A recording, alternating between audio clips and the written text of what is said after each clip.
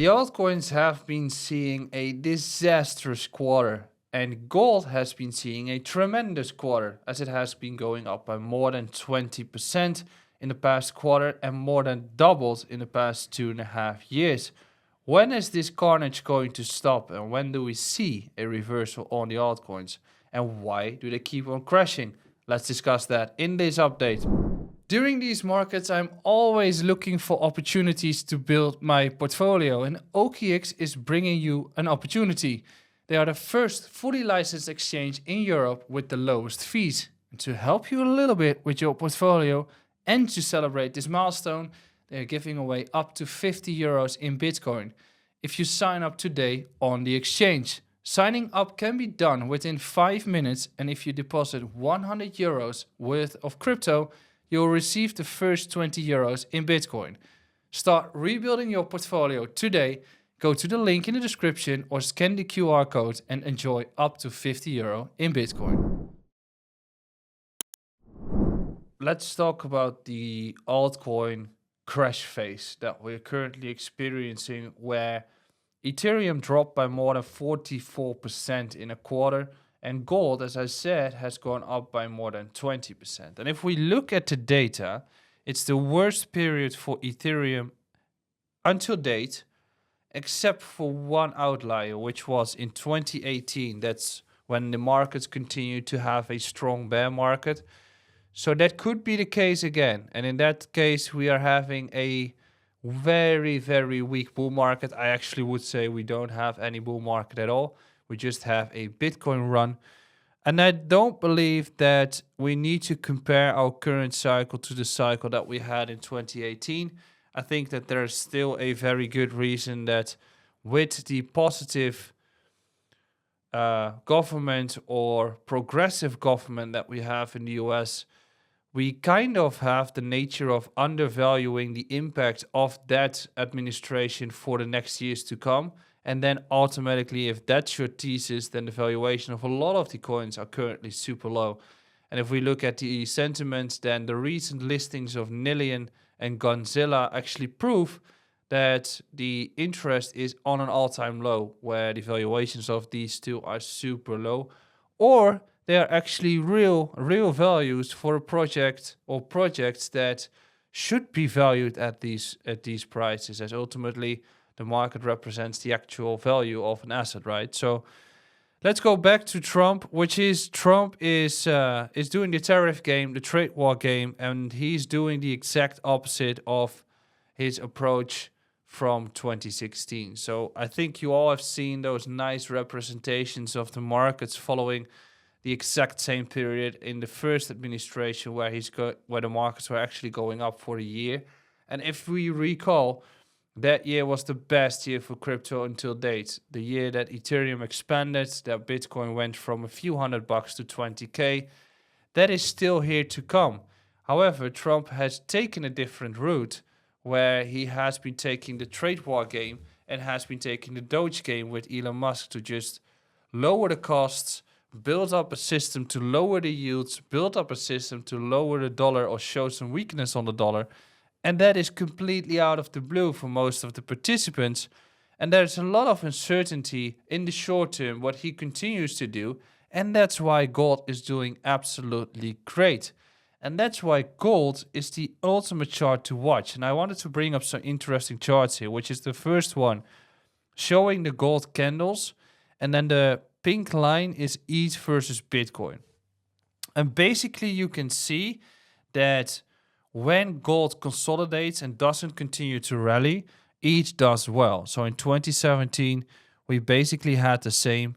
Gold was kind of consolidating, and in 2016, 2017, in that period, ETH did well. Then gold started to break out and ETH was suffering.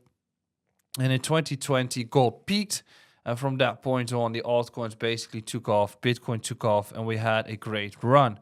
And now, since the fact that we had the bottom on gold, which is in the end of 2022, and we had the peak on Ethereum, since then, gold has more than or close to doubled, and ETH versus Bitcoin, well, went down by, I guess, 70%, showing that risk on a risk off appetite, and showing that macroeconomic climate is actually moving the crypto markets, which is a positive sign because then it becomes an asset class that becomes mature.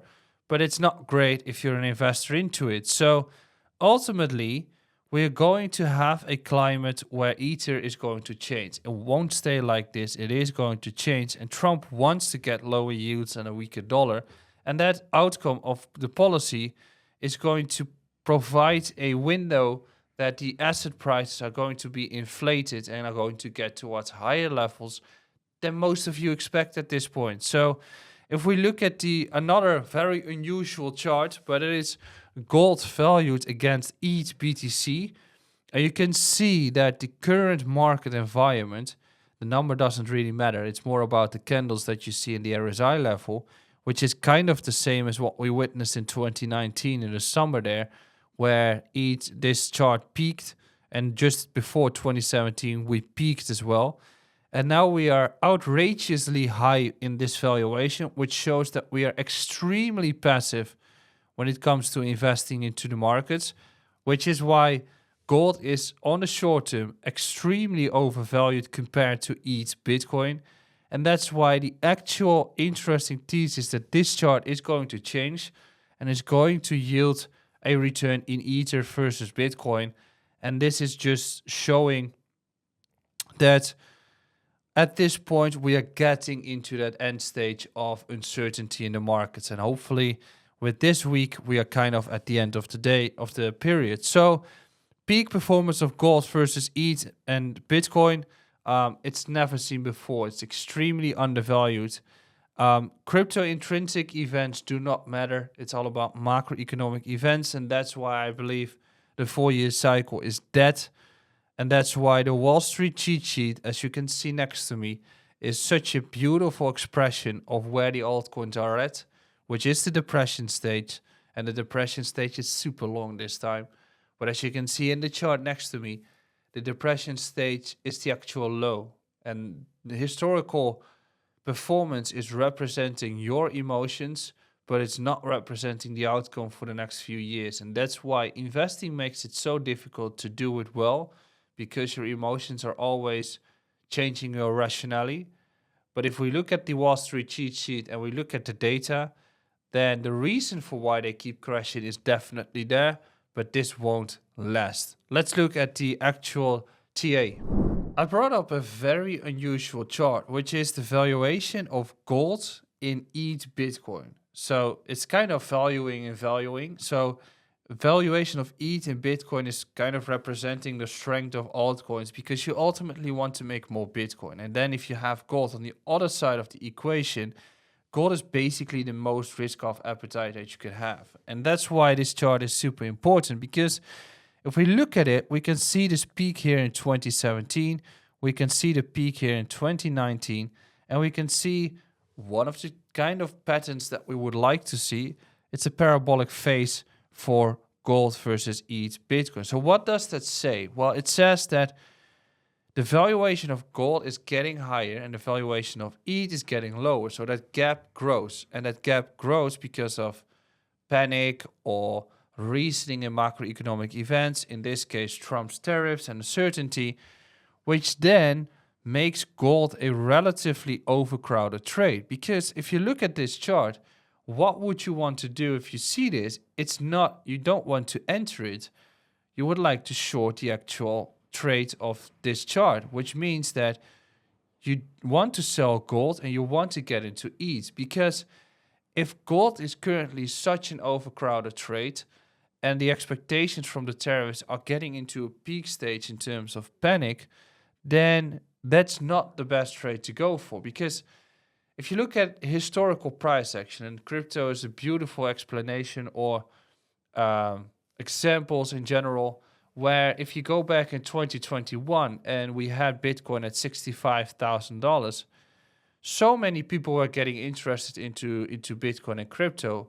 But then you also understand that you're a laggard. At this point, all over social media, we can see that you should be having gold because gold is going great. It becomes that end stage of the euphoria into a certain pattern. And if we look at gold in general, we can also see that we look at the monthly candles and it's just heavily overextended.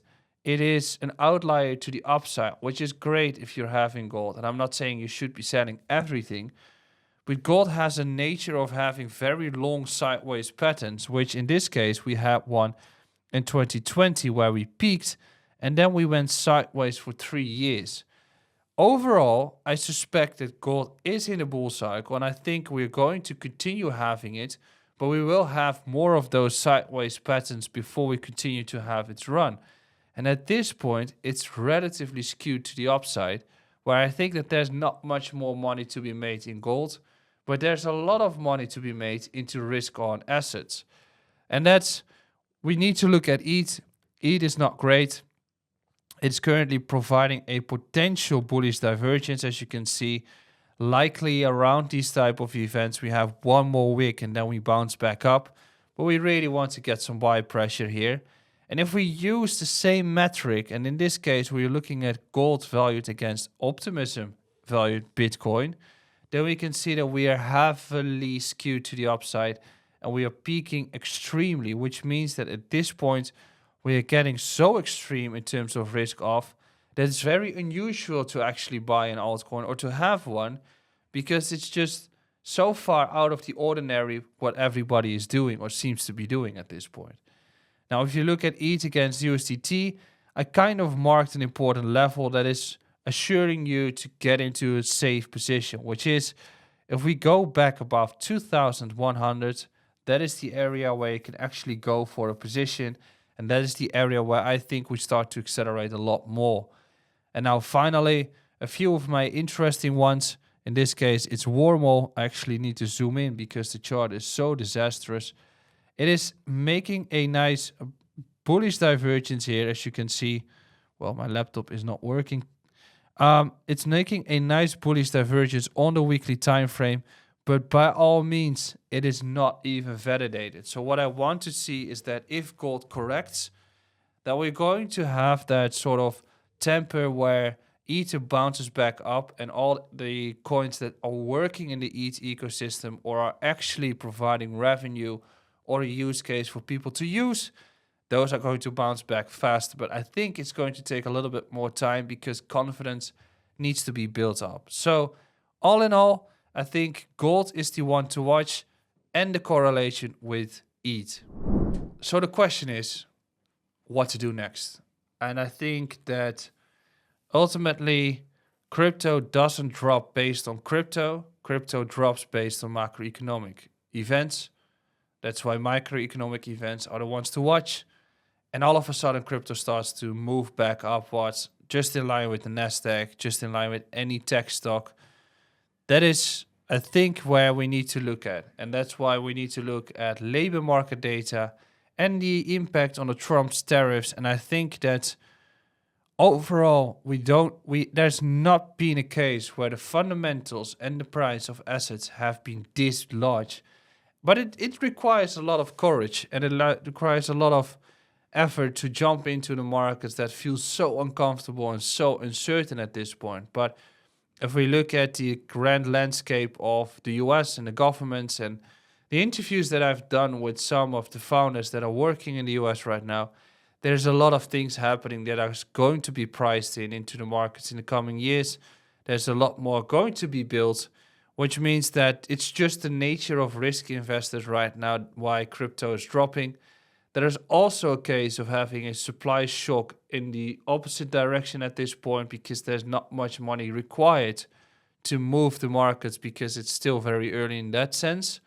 So we just need to look at the gold chart. And if gold is going to drop, ETH is going to go up. That's just the mantra, which means that if we look at the current euphoric stage on risk-off appetite, the best to do is to hold your positions. If you have some actual balls to get into the markets, hold it for the next year, and I think you'll be fine. I'll see you again in the next update. Ciao.